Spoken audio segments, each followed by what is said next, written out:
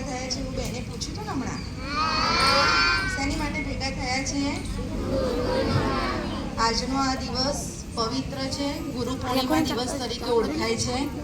તમે વેદ વ્યાસનું નામ સાંભળ્યું હશે, જે આપણા શાસ્ત્રમાં 4 ગ્રંથો છે, બરાબર? એ ગ્રંથોના રચયિતા એવા જ્ઞાની વેદ વ્યાસની આજે જન્મતિથિ છે અને એ નિમિત્તે આજે ગુરુ પૂર્ણિમાનો મહિમા ગવાય છે. આજના આ દિવસને ગુરુ પૂર્ણિમા પણ કહેવાય છે અને વ્યાસ પૂર્ણિમા પણ કહેવામાં આવે છે. સાહેબે તમને કહ્યું એ પ્રમાણે તમારા મમ્મી પપ્પા તમારા ગુરુને મળવા ગયા હશે, સોરી એમના ગુરુને, એમ તમારા માટે તમારા ગુરુ પણ છે. અહીંયા જે તમારી સામે દેખાય છે એ તમારા ગુરુ છે. વધારે ટાઈમ ના લેતા એક નાની ટૂંકી વાર્તા કહીશ, શાંતિથી સાંભળજો. એક ગુરુ હતા અને એમનો એક શિષ્ય હતો. જેમ તમે અમારા બાળકો છે એમ એ જમાનામાં ગુરુના જે વિદ્યાર્થી હોય એને શિષ્ય કહેવાય, બરાબર? તો એક ગુરુ હતા અને એક શિષ્ય હતો. એક ગાઢ જંગલની અંદર એમની એક પાઠશાળા ચાલતી હતી, જે તમારી માટે સ્કૂલ કહેવાય છે અત્યારે, ત્યારે પાઠશાળા આશ્રમ કહેવાતો હતો. ત્યાં રહેવાનું અને ત્યાં ભણવાનું. એક દિવસ ગુરુ અને શિષ્ય જંગલમાં ફરવા નીકળ્યા. આખું જંગલ ફરતા રાત પડી ગઈ.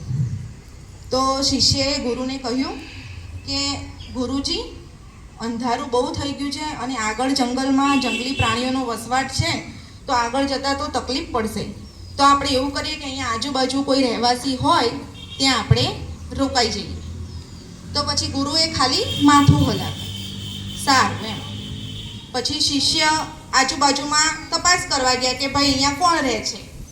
તો એક નાની એવી ઝૂંપડી દેખાઈ. તો ત્યાં આગળ એમણે દરવાજો ખખડાયો અને પછી ત્યાં ગયા અને એમણે દરવાજો ખખડાયો એટલે અંદરથી એક ગરીબ અને વૃદ્ધ માણસ નીકળ્યો.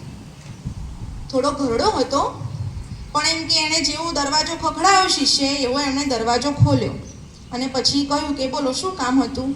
તો કે હું અને મારા ગુરુજી અમે સાથે જંગલમાં ફરતા અંધારું થઈ ગયું છે, અમે અહીંયા રાતવાસો કરી શકીએ? તો સામેથી જવાબ આપ્યો કે હા, વાંધો નહીં. તો પછી શિષ્ય ગુરુને લઈને એમની ઝૂંપડીમાં ગયા, જે ગરીબ માણસની ઝૂંપડી હતી ત્યાં.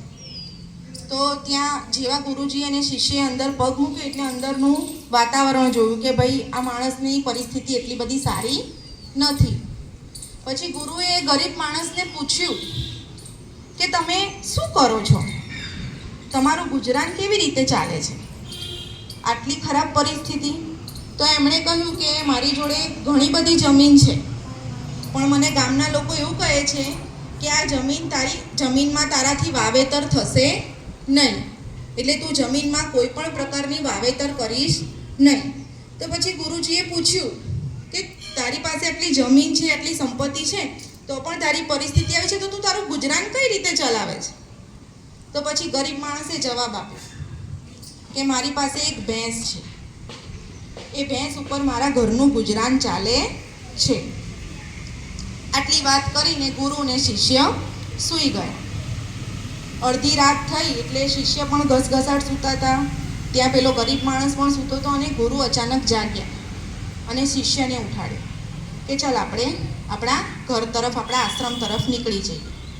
તો ગુરુ અને શિષ્ય જ્યાં ગરીબ માણસની ભેંસ બાંધેલી હતી એ ભેંસ લઈને ત્યાંથી નીકળી ગયા. તો શિષ્યએ તરત ગુરુજીને ટોક્યા કે ગુરુજી, આપણે આ ખોટું કરી રહ્યા છીએ. જે ગરીબ માણસનું ગુજરાન આ ભેંસ પર ચાલે છે, એ ભેંસની ચોરી કરીને આપણે આ ખોટું કામ કરી રહ્યા છીએ. ગુરુજીએ કંઈ પણ જવાબ આપ્યો નહીં. ગુરુજીએ ખાલી માથું હલાવ્યું ને કહ્યું તું મારી પાછળ આય.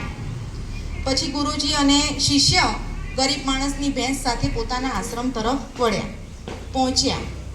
તો પણ રસ્તામાં 2-3 વખત ગુરુજીને ટોક્યા. શિષ્યએ આશ્રમમાં જઈને પણ કહ્યું કે ભાઈ ગુરુજી, આ વસ્તુ તદ્દન ખોટી છે અને ખોટું મારાથી થશે નહીં, કારણ કે મને તમે જ જ્ઞાનરૂપી પ્રકાશ તરફ લઈ જવાવાળા તમે જ છો, એટલે હું આ ખોટું કામમાં તમારો ભાગીદારી બનીશ નહીં.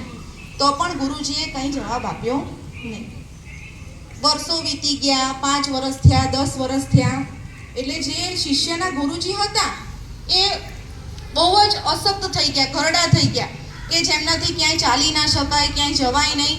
એટલે શિષ્યને અચાનક યાદ આવ્યું કે આજથી ઘણા ટાઈમ પહેલાં આવી રીતે અમે ભેંસની ચોરી કરી હતી, તો મારે આજે એ વ્યક્તિને મળવું છે કે આજે એની કેવી પરિસ્થિતિ છે. તો એણે તો ગુરુને કીધા વગર જ્યાં 10 વર્ષ પહેલાં જે ઝૂંપડીમાં એ રોકાયા હતા ત્યાં ગયા. તો શિષ્ય ત્યાં ગયો એટલે એણે તો જે ઝૂંપડીમાં રોકાયા તે ઝૂંપડીની જગ્યાએ એક સરસ મજાનો મોટો મહેલ બની ગયો હતો કે 10 વર્ષની અંદર આ વ્યક્તિની આટલી બધી પ્રગતિ કઈ રીતે થઈ. એણે વિચાર્યું. પછી એણે ફરીથી દરવાજો ખખડાયો તો અંદરથી પેલો જે ગરીબ માણસ હતો જે ભેંસ ઉપર પોતાનું ગુજરાન ચલાવતો હતો એ જ બહાર નીકળ્યો. એટલે બંને એકબીજાને ઓળખી ગયા. ગરીબ માણસે શિષ્યને પણ ઓળખી ગયા અને શિષ્ય ગરીબ માણસને પણ ઓળખી. પછી શિષ્યએ પૂછ્યું કે તમે આટલી બધી તમારી કઈ રીતે પ્રગતિ થઈ. તો પછી એ માણસે કહ્યું કે તમે પહેલા દિવસે અમારા ત્યાં રોકાયા તો તમે અડધી રાત્રે ક્યાં જતા રહ્યા હતા. તમે ગયા અને સાથે સાથે મારી ભેંસ પણ એ દિવસે ચોરાઈ ગઈ. તો પછી શિષ્ય હસવા લાગ્યો, કાંઈ બોલ્યો નહીં. પછી ગરીબ માણસે કહ્યું કે મારું એક જે પાત્ર હતું કે જેના ઉપર મારું ગુજરાન ચાલતું હતું એ જ મારું ચોરાઈ ગયું. એટલે પછી મેં ધીમે ધીમે મારી જે જમીન હતી એની અંદર મેં વાવેતર કરવાનું ચાલુ કર્યું અને જમીન ઉપરથી મેં આજે આ મોટો મહેલ બનાવ્યો. મારી પરિસ્થિતિ પણ સુધરી અને હું ઘણી બધી પ્રગતિમાં આગળ વધ્યો. હવે આ વાર્તા ઉપરથી જે સમજણ હશે એને તો ખબર પડી જ ગઈ હશે કે ગુરુ તમને મારે છે, તમને સજા કરે છે. કોની માટે? તમારી માટે. એમાંથી તમને કંઈક શીખવા મળ્યું. એટલે જ્યારે ગરીબ માણસે પેલા શિષ્યને એવું કહ્યું કે ભાઈ મેં મારા જમીનમાંથી મારી આટલી પ્રગતિ કરી, એમાં વાવેતર કર્યું, જો એણે ગામ લોકોની વાત માની અને એ જમીનને એમની એમ પડતર જમીન રાખી હોત તો એની પરિસ્થિતિ આગળ સુધરત નહીં. પણ એનું એક જે સંશોધન હતું, મતલબ કે જે એની ભેંસ હતી એ ચોરાઈ ગઈ અને ત્યાર પછી તેણે આ જમીનનું વાવેતર કર્યું અને એનામાંથી એની પ્રગતિ થઈ. તો જ્યારે પણ તમને શિક્ષક ટોકે છે, સજા કરે છે, મારે છે, તો વાલીને ફરિયાદ કર્યા વગર એ તમને સારા માટે જ શીખવે છે, સારા માટે તમારી પ્રગતિ થાય એના માટે મારે છે. પછી ત્યારે પેલા શિષ્યને યાદ આવ્યું કે એ વખતે ગુરુજીએ ભલે મને કંઈ જવાબ નહોતો આપ્યો પણ ગરીબ માણસની પ્રગતિ થાય એટલા માટે તેમણે આ ખોટું કામ કર્યું હતું. ખ્યાલ આવ્યો બધાને? અસ્તુ.